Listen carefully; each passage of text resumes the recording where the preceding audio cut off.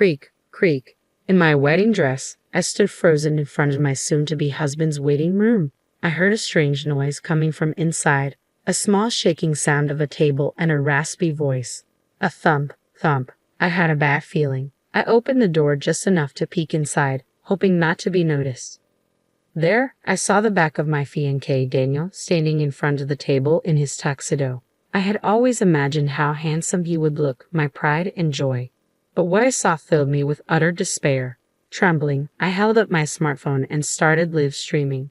I was determined to expose the sin that stole my happiness. They would pay for their betrayal, and I would ensure I got my revenge. Let's rewind a bit.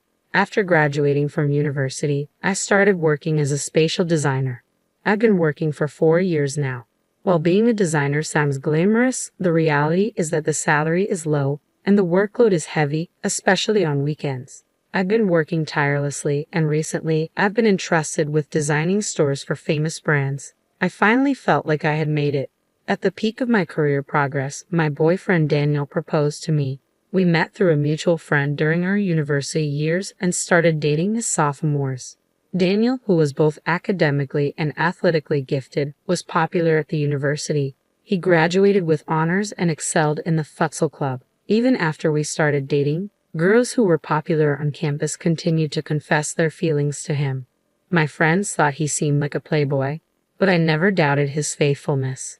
He had a good personality and looks that stood out. Daniel has been working as a salesperson for a major parts manufacturer since graduation, and he is seen as having a promising future. Lately, he's been busy with work, creating sales materials, and often coming home late. He said it was a job that could only be done on the company's computer, so he couldn't work from home. Since I usually got home earlier, I took on the majority of the house chores. I accepted it as part of our lives. Recently, preparations for our wedding and meetings with our families have kept us busy, leaving little time for ourselves. This had been a concern for me. I thought that my worries would vanish once the wedding was over and we settled into our married life. But I could never have predicted what was to come. Our 7-year relationship, which had begun during our university days, was about to end in the worst possible way. About half a year after accepting Daniel's proposal, we went back to our hometown to introduce him to my family. My younger sister, Amelia, who was 2 years younger, had surprisingly come home too. At that time, Daniel and I were living in an apartment a 30-minute drive from our parents' house. Amelia, who lived alone at a convenient distance from both our place and our parents', was meeting us at our parents' house for the first time in several years. "Huh, you're home. That's unusual. I hadn't heard that Amelia was coming." "Well, yeah. I wanted to see who my big sister was marrying," she replied. "Oh, so it's this guy. Nice to meet you. I'm Amelia." She was always overly friendly, but something about Amelia's sweet, babyish voice bothered me a little. "Nice to meet you. I'm Daniel," he greeted back in a gentlemanly way. The way Amelia grinned at that moment made a strange discomfort grow inside me, but I didn't think much of it, as Daniel didn't seem to react unusually. My sister Amelia and I are polar opposites. Amelia, who is good at winning people's hearts, always gets what she wants. She's not exactly a beauty, but her charming smile captures people's hearts. Despite attending a high school with strict rules, she was never disciplined for things like dyeing her hair or shortening her skirt. I know she received more allowance from our parents than I did, being the older one.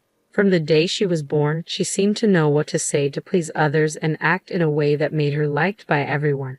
On the other hand, our parents often told me that I was too serious and that I should be more like Amelia. Amelia currently works as a salesperson for a mobile phone company and has been there for 2 years. Apparently, she's consistently among the top 10 salespeople nationwide. My sister and I have completely opposite personalities. While we haven't fought since we grew older, we haven't been particularly close either.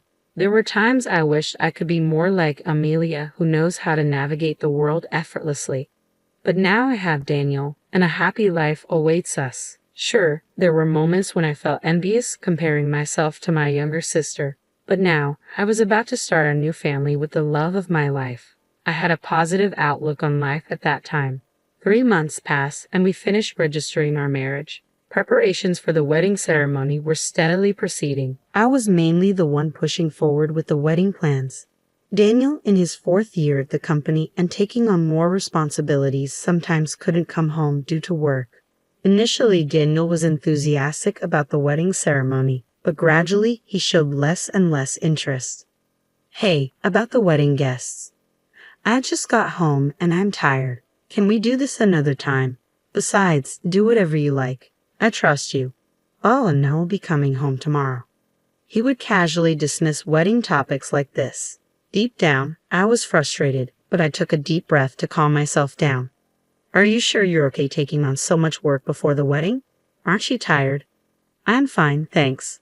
As the wedding ceremony approached, Daniel seemed more swamped with work. I wished he could show more concern about it as my fiancé. However, I tried to remain patient and supportive. I thought that Daniel being recognized at work and increasing his income was a good thing for us as a couple, and I tried to stay positive. Amidst all this, on a weekday night with only a month left before the wedding ceremony, Daniel, who had been coming home late as usual, came home unusually early. You came home early today. Dinner is ready, I said. Before I knew it, all the house chores had become my responsibility. Thanks, but more importantly, I have something to discuss with you, he replied. What's wrong? I asked, wondering why he seemed unusually excited. Do you want to get new cell phones? If we buy 2 at the same time, it's a good deal.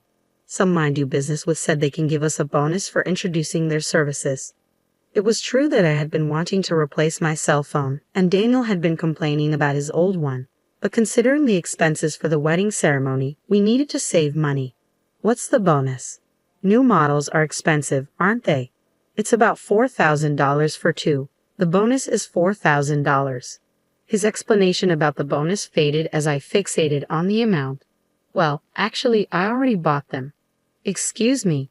He said he had already bought 2 of the latest smartphones, encouraged by someone he does business with. You just have to pay your share. The device fee is in installments. Though we both worked and were about to become husband and wife, we had agreed to manage our bank accounts separately for a while and discuss it again when we wanted kids in the future.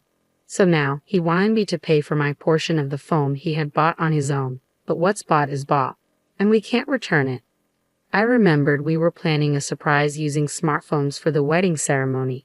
The latest model could capture beautiful images, so maybe it was okay. Seeing Daniel looking pleased, I lost the will to get angry and forced myself to accept the situation. 1 month later, our long-awaited wedding ceremony finally arrived. I chose the pure white dress with my mother and mother-in-law. Daniel, who was busy with work and couldn't help with the preparations much, will surely be surprised when he sees me today. After entering the venue and getting ready, my close friend from university, Mila, came to greet me in the bride's waiting room. Olivia, congratulations, Mila said, tears in her eyes. Thank you. Hey, do you think the surprise will go well? I asked. I had planned a special event and asked the venue staff to prepare my smartphone to be connected to the screen. We were set to perform a surprise interview with the guests. I thought a regular event would be boring, so I asked the staff to do various things in terms of production for the ceremony to meet my demands. I wanted to pay attention to the details, an occupational hazard of being a spatial designer. The guests are already seated, so why don't you show the situation in the waiting room like a sideshow, just like the groom's waiting room? You're right, that sounds really fun. Since I had planned the smartphone performance with the staff without involving Daniel, I hadn't told him about it yet. It would be a surprise if I suddenly informed him during the ceremony, so maybe it would be nice to give him a heads up and show him a little bit in advance. Feeling excited, I headed towards Daniel's waiting room. In front of his waiting room, I took a deep breath slowly, imagining how great Daniel would look in his tuxedo. Thinking that, I opened the door a little bit. Then I heard some noise. A small shaking sound of a table and a raspy voice. I wondered if he was with someone. I opened the door a bit more quietly so as not to be noticed. I saw the back of Daniel in his tuxedo, standing and facing the table. Peeking in from a bit of an angle, I could see someone lying on the table. Leaning a bit more to take a better look, I was shocked to see Amelia lying on the table. Unaware of me watching them, the two were so focused on each other. I was frozen for about 5 seconds, but then I comprehended what was happening. Surprisingly calm, I immediately took out my smartphone and turned on the live stream. I was determined to have him obliterated by society. The two in front of me were completely oblivious to my presence, and I kept filming them with my smartphone for the next 10 minutes. The venue staff had done an excellent job preparing for the surprise in the hall with the guests. This entire incident was displayed on the large screen in real time. Ironically, the new smartphone came in handy. The clear image was evident even from a distance. As it was being filmed, the guests watching the live stream were speechless. My parents and in-laws noticed the commotion, and my father-in-law was furious. My mom held him back as he raged, "That idiot son. I'm going to punish him right now." He recorded the images on the screen as evidence. After live streaming the whole incident, I stayed hidden and watched the situation, straining my ears to listen to their conversation. "Didn't you say that you wouldn't go back home when Olivia and I went to greet your parents?"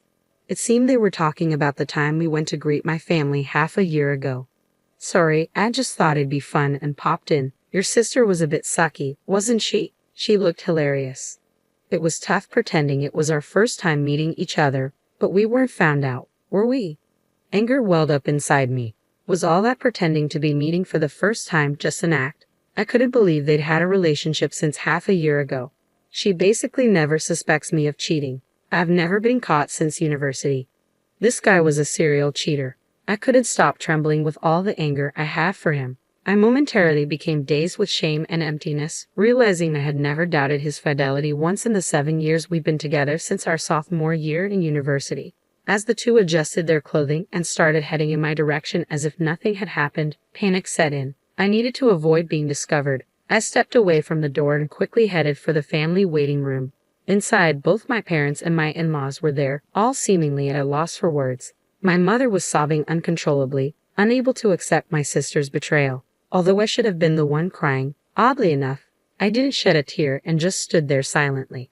Then, unaware of anything that had transpired, Daniel and Amelia entered the room. "Dad, how do I look in my tuxedo?" Daniel asked, exemplifying the phrase, "ignorance is bliss." My father-in-law trembled with anger. "Ha! What's with you all?" Daniel asked, confused. "How dare you?" my father-in-law shouted, barely restrained by my mother-in-law and my dad, who looked ready to punch him. With great effort, I calmed myself down, and my mother-in-law began to explain everything that had happened. As she spoke, Daniel and Amelia's faces turned as pale as ghosts. "Oh hell, this is... explain everything right here, right now," Daniel stammered. Apparently, they had met through work about 3 months after Daniel's proposal. Daniel, who works at a parts manufacturer, met Amelia, who works at a mobile phone company, at a social gathering between the two companies. Unaware that Amelia was my sister, Daniel seduced her, and their relationship developed into an affair. When he found out she was my sister, he didn't end their relationship. It turned out that Daniel had been having regular affairs since his university years.